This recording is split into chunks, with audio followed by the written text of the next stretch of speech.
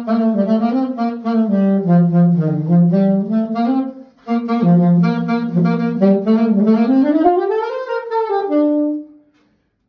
guys. My name is Mxolisi Mdlalose. I'm a music teacher, I'm a saxophone player, I'm a composer, well, a performer as well. Today I'll be sharing a few things that you need to know about the saxophone. Firstly, I would like to share with you guys on how to develop a good sound as a saxophone player.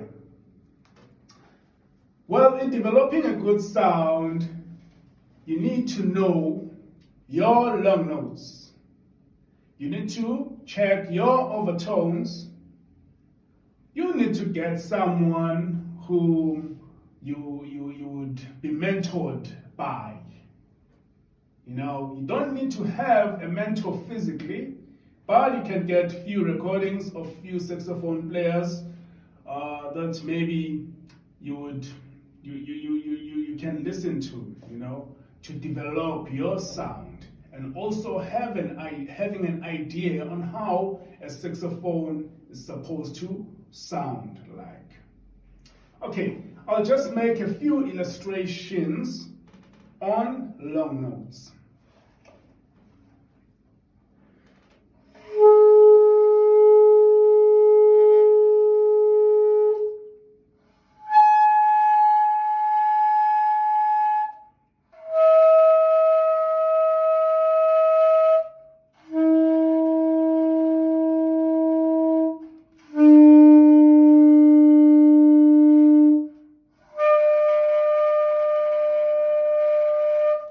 Okay, that's it. For each note, I'll advise that you play it for 8 bars. The next thing that you need to check is the overtones, as I've said earlier. Just make only a few illustrations as well on overtones.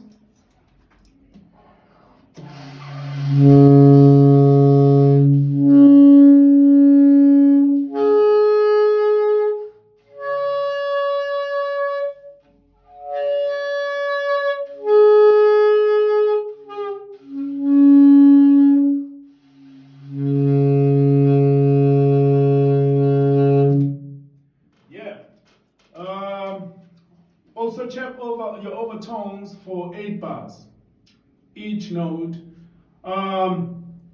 Then I'll just give you a few names of good saxophone players that you can also go listen to. One, it's Miguel Zenon, he plays alto. We have Cannonball Adderley, he plays alto. We have Mike Phillips, he plays alto. We have Charlie Parker, he plays alto. Then we have Sonny Stitt, he plays alto and tenor. Then we have Dexter Gordon, he plays tenor. We have John Coltrane, plays tenor. Stanley Torrentine plays tenor. We have Joshua Redman, he plays tenor. Those are just a few guys that I'll give to you guys to go check. Others you'll just have to figure out, you know, as you do your research, you know, in getting like good saxophone players. Then the next thing, guys, I'd advise you to check as well or work on as a saxophone player. It's a technique. It is so important for an instrumentalist to have at least a good technique, be more comfortable in playing your instrument. I'd advise you guys to check your scales. Well, for today, the only scales that I'll focus on is the major scales. Also, I'll give you a good approach, you know, on how to practice them during your practice session, which is one of the approaches that will make the major scales or your scales to be more interesting. Because I usually check them in that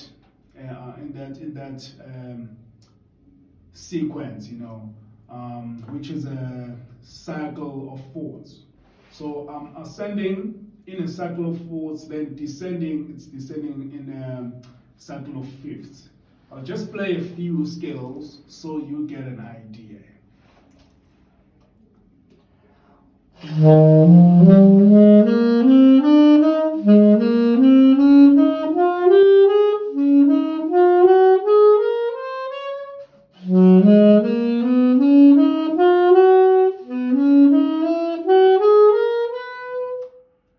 That's it. I played from C to A flat, but you guys can play from C to C. Then descending.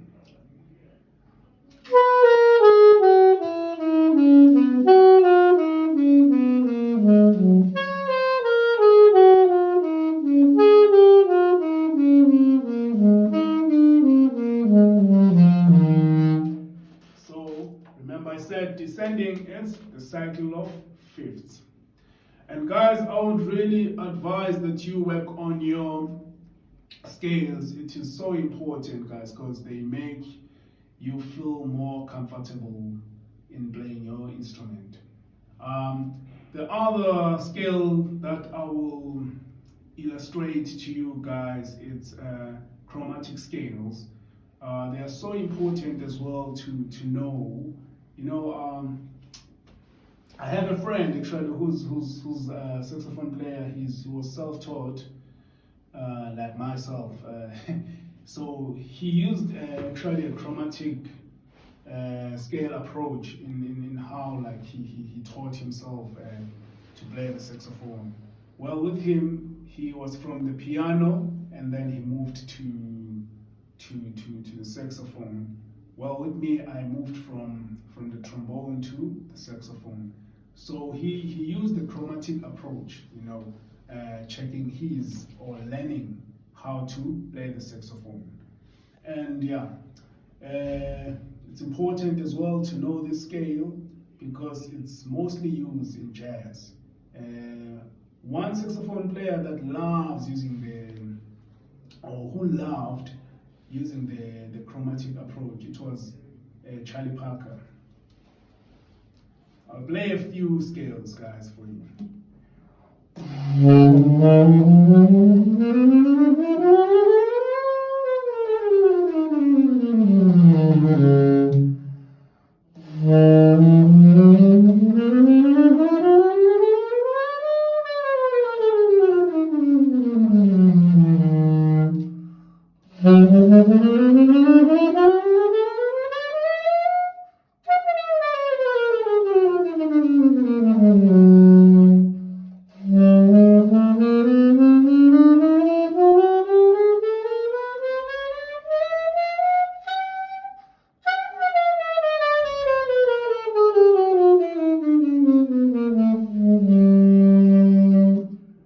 Okay, guys, for today I will end there.